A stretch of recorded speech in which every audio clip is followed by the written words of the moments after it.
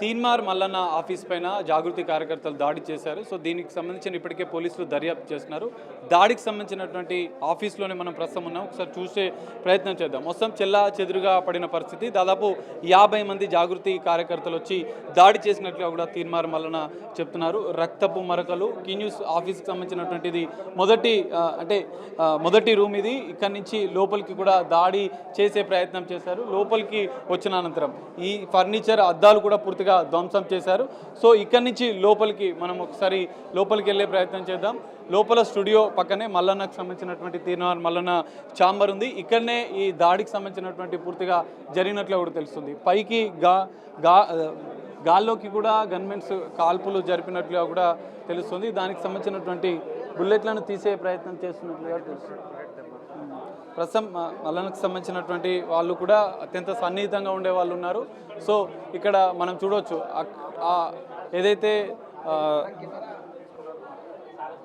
So పైన దాడి చేసిన సందర్భంలో గన్మెన్స్ గాల్లోకి కాల్పులు జరిపారు. దానిపైన ఏదైతే మనకు ఫెన్సింగ్ ఉంటుందో దానికి ఎక్కడెక్కడ బుల్లెట్ గాయాలని అన్న దానిపైన కూడా పూర్తిగా వాటిని బయటకు తీసే ప్రయత్నం చేస్తున్నారు. దాడి జరిగిన సందర్భంలో 50 మంది ఒక్కసారిగా వచ్చి మల్లన్నను చంపుతామంటూ కూడా జై కవితక్క అంటూ నినాదాలు చేస్తూ లోపలికి వచ్చినట్లు కూడా వాళ్ళు చెప్తున్నారు. కొద్దిసేపటి క్రితమే పోలీసులు క్లూస్ టీం కూడా వచ్చి పూర్తిస్థాయి ఆధారాలు సేకరించారు. ఇక్కడ మల్లన్నకు సంబంధించినటువంటి ఛాంబర్ ఇది. ఇక్కడి నుంచి లోపలికి వచ్చే ప్రయత్నం చేయడంతో గన్ను తీసుకొని కూడా తనపైన దాడి చేసేందుకు కూడా ప్రయత్నించినట్లు కూడా మల్లన్న చెప్తున్నారు. సో 50 మంది కార్యకర్తలు ఒక్కసారిగా వచ్చి దాడి చేసే ప్రయత్నం చేయడంతోనే గన్ను గుంజుకుని తనపైన తిరిగి కాల్పులు జరిపే ప్రయత్నం చేశారు. అందుకే అంగరక్షణలోని భాగంగానే తనను కాపాడలోని భాగంగానే గన్మెన్స్ కూడా గాల్లోకి కాల్పులు జరిపినట్లుగా కూడా చెప్తున్న పరిస్థితి కనిపిస్తుంది. మనం చూడవచ్చు ఏదైతే సీలింగ్ ఉంటుందో పైన ఆ సీలింగ్లో ఉన్నటువంటి బుల్లెట్లను కూడా తీసే ప్రయత్నం చేస్తున్నారు. గాల్లోకి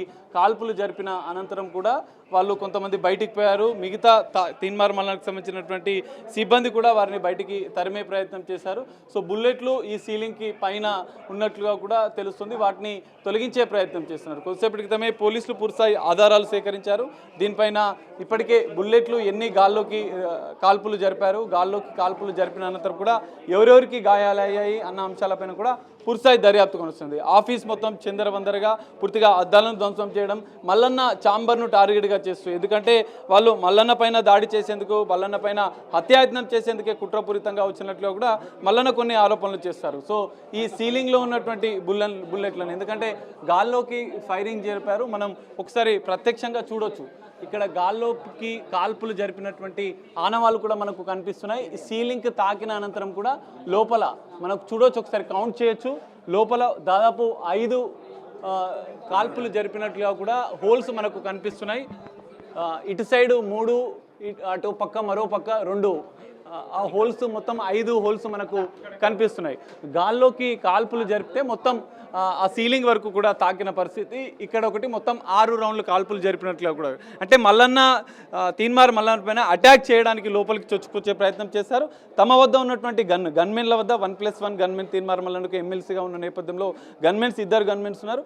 ఒక గన్మెన్ బాలకృష్ణ అనే గన్మెన్ నుంచి కూడా గన్ని తీసుకొని వాళ్ళు దాడి చేసే ప్రయత్నం చేశారు. మల్లన్నను కాపాడుతున్న సందర్భంలోనే తాము గాల్లోకి కాల్పులు జరిపామని కూడా తీన్మార్ మల్లన్నకు సంబంధించినటువంటి సిబ్బంది చెప్తున్న పరిస్థితి. దీనిపైన ఇప్పటికే పూర్తిస్థాయి దర్యాప్తు కొనసాగుతుంది. ఖచ్చితంగా దాడులకు భయపడేది లేదు, దాడుల వెనుక ఎవరನ್ನು కూడా ఉపేక్షించేది లేదు. పూర్తిస్థాయి దర్యాప్తు చేసి చర్యలు తీసుకోవాలంటూ కూడా తీన్మార్ మల్లన్న డిమాండ్ చేస్తున్నారు.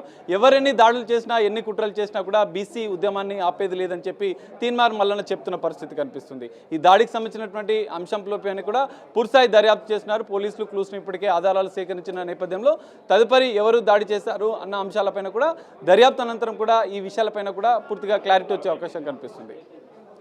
కెమెరామెన్ పవన్తో కలిసి Sagar, big TV, Uppal, key news office నుండి. ప్రస్తుతం తీన్మార్ మల్లన్న ఆఫీస్ పైన దాడి జరిగింది. ఇప్పటికే దాడిని ఖండిస్తూ కూడా తీన్మార్ మల్లన్న కొన్ని సంచలన వ్యాఖ్యలు చేశారు. సో దీనిపై తీన్మార్ మల్లన్న ఒకసారి మాట్లాడే ప్రయత్నం చేశారు. అన్న, అసలు దాడికి కారణాలు ఏంటి? మీరు కూడా కొన్ని వివాదాస్పద వ్యాఖ్యలు చేశారన్న ఆరోపణలు కూడా వస్తున్నాయి. వివాదాస్పదం ఏంది నాకు అర్థం కాలే. వ్యాఖ్యలకు అర్థం ఏంటి చెప్పండి. ఏంది దాని వెనకాల వివాదాస్పాఖ్యల ఇంకోటా కాదు. ఇదే వెలమలు మా ఆడబిడ్డల్ని బరివాతల బతుకమ్మ ఆడిపించినటువంటి జాతులు వీళ్ళు మా పైన దాడులు చేసుకుంటూ వీళ్ళకి ఆత్మగౌరవాలు ఉంటాయి, మా అమ్మాలక్కలకు ఉండయా? ఏంది తీన్మార్ మల్లన్న మాట్లాడింది? నీకేం సంబంధం అమ్మా, 42% రిజర్వేషన్ వస్తే మా బీసీలం కదా పండుగ చేసుకోవాల్సింది, మేము కదా కృతజ్ఞత చెప్పాల్సింది ఏది రాష్ట్ర ప్రభుత్వానికి ఒకవేళ చెప్పేది ఉంటే నీకేం సంబంధము?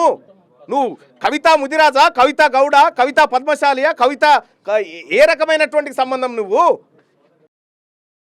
మా కులాలకు ఏమన్నా వియ్యం పొత్తుందా? ఇక్కడ తప్పేముంది?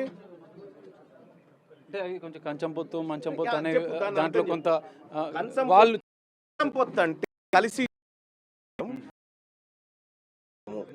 వియ్యం పొందడము, ఇది మీడియాకు కూడా చెప్తా ఉన్నా. దీని అర్థం ఇది. వాళ్ళ భాషలో వేరే ఉండొచ్చు, మరి మాకు తెలియదు. మా భాషలో అయితే గది. సో బీసీ ఉద్యమం చేస్తున్నారు, బీసీ రాజకీయ పార్టీ అంటున్నారు, అందుకు కుట్రలో భాగంగానే ఈ దాడి చేసినట్లు 100% ఇంతే. ఇది బీసీలు రాజకీయ పార్టీగా రాకూడదు అనేటువంటి కుట్రతోనే వాళ్ళు చేస్తూ ఉన్నారు. వాళ్ళు ఎన్ని కుట్రలు చేసినా దీన్ని ఎదుర్కోవడానికి మేము సిద్ధంగా ఉన్నాం. బరాబర్ బీసీల రాజకీయ పార్టీ ఏర్పడుతుంది. ఎంతమంది జాగృతి కార్యకర్తలు వచ్చారు? అసలు మీ పైన కూడా దాడి జరిగింది, మీకు గాయాలైనట్లు? అవును, ఒక 50 మంది వరకు ఉంటారు అప్రాక్సిమేట్గా. వాళ్ళంతా దాడులు చేయడం జరిగింది. జరగాల్సిన పరిస్థితి ఉద్రిక్తత పరిస్థితులు ఎందుకు నెలకొన్నాయి అంటే అతను ఆ లోపలికి వచ్చినటువంటి కల్వకుంట్ల కవిత బంధువట, ఆయన సుజీత్ రావట. ఆయన వచ్చి మా బాలకృష్ణ గన్ను లాక్కుంటున్నాడు.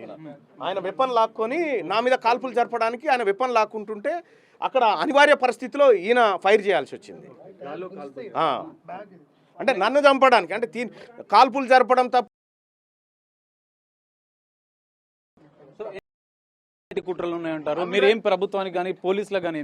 నేను నమ్ముతా ఉన్నా, తెలంగాణ రాష్ట్రంలో ఉన్నది కాంగ్రెస్ పార్టీ ప్రభుత్వం ఉంది, ముఖ్యమంత్రి రేవంత్ రెడ్డి గారు ఉన్నారు. లా అండ్ ఆర్డర్ విషయంలో ఆయన ఎట్టి పరిస్థితిలో వెనక్కి పోడు. ఈ చిల్లర మల్లర చేసేటువంటి మొన్న ఏబిఎన్ ఆఫీస్ పైన దాడి, అంతకుముందుకు మహా టీవీ పైన దాడి, ఇవాళ క్యూ న్యూస్ పైన దాడి, ఇట్లా చేసుకుంటూ పోతాం. కల్వకుంట్ల కుటుంబానికి తాత జాగీర్గా రాసిచ్చినాం తెలంగాణ అని అనుకుంటారేమో, కానీ ఇదే తెలంగాణ రాష్ట్రం మీ గోరీలు కడుతుంది, మీరు గుర్తుపెట్టుకోండి. దాడులు జరుగుతున్నాయి. ఫైనల్గా మీ భవిష్యత్తు కార్యాచరణ ఏ విధంగా? నా భవిష్యత్ కార్యాచరణ క్లియర్గా ఉంది. నేను ప్రజాక్షేత్రంలోకి పోతా ఉన్నా. మేము బీసీ ఉద్యమం, బీసీ రాజకీయాల వైపు పోతా ఉన్నాం, ఆ దిశగా పోతాం.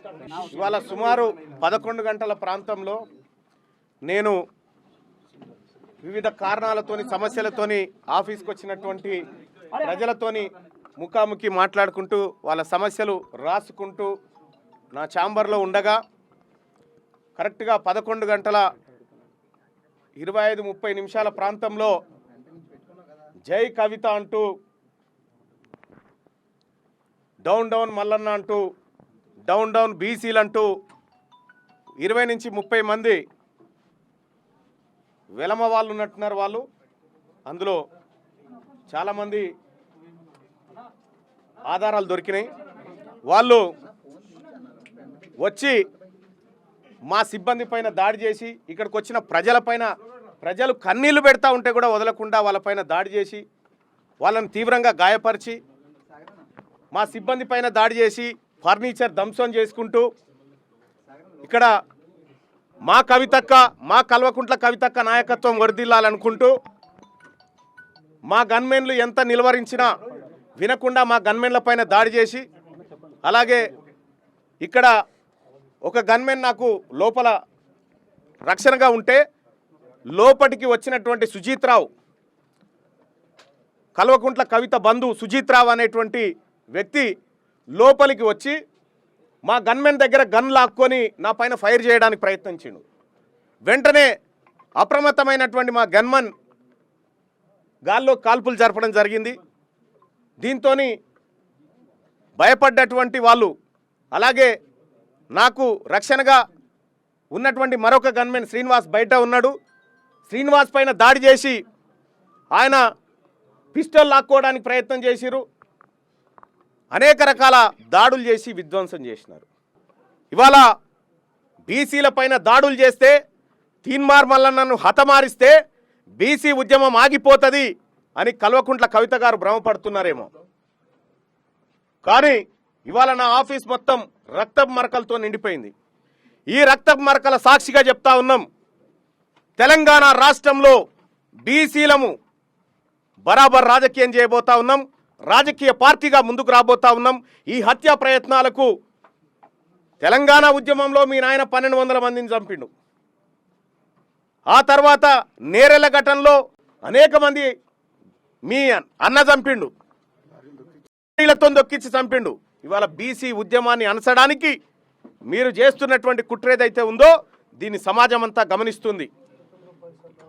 గతంలో కూడా కేటీ రామారావు అనుచరులు కూడా గతంలో అనేక సార్లు దాడులు చేసినారు. దాడులు చేసి విధ్వంసం సృష్టించినారు. దాదాపుగా 60-70 సార్లు నా మీద కేసులు పెడితే ఏ ఒక్క రోజు కూడా తీన్మార్ మల్లన్న కానీ మా ఆఫీస్ సిబ్బంది కానీ మేమంత సామర్థ్యంగా ఉన్నాం. కానీ వాళ్ళ కల్వకుంట్ల కవిత గారు ఈ రకమైనటువంటి హత్యా ప్రయత్నాలకు కూడా స్కెచ్లు వేస్తారన్న విషయం ఇవాళనే అర్థమవుతా ఉంది. ఖచ్చితంగా తెలంగాణ రాష్ట్ర వ్యాప్తంగా బీసీలంతా ఎక్కడికక్కడ కల్వకుంట్ల కవిత దిష్టి బొమ్మలు నలగబెడతా ఉన్నారు. బీసీలను అనగదొక్కాలని చూస్తున్నటువంటి ఆమె పైన చర్యలు తీసుకోవాలని డిమాండ్ చేస్తూ ఉన్నారు. మేము కూడా ఖచ్చితంగా కార్యాచరణ చేస్తాం. ఈ దాడులతోటో ఈ బెదిరింపులతోనో ఈ హత్యాయత్నాలతోటో బీసీ ఉద్యమం ఆగిపోతుందని మీరు భ్రమపడితే నేను చెప్తా ఉన్నా, మీరు రాసి పెట్టుకోరి. రాబోయే 3 సంవత్సరాల్లో మిమ్మల్ని రాజకీయంగా పాతాళానికి తొక్కే బాధ్యత మాది. బీసీలము అణగారిన వర్గాలము ఈ రాష్ట్రంలో అధికారంలోకి రావడానికి మా ప్రయత్నంలో ఇసుమంతా కూడా తగ్గదు. మరింత రెట్టించిన ఉత్సాహంతోనే ముందుకు పోతాం తప్ప 2.5 కోట్ల బీసీ సమాజమా ఇక తేల్చుకుంటాం మేము. ఇవాళ తెలంగాణ రాష్ట్రం అంతా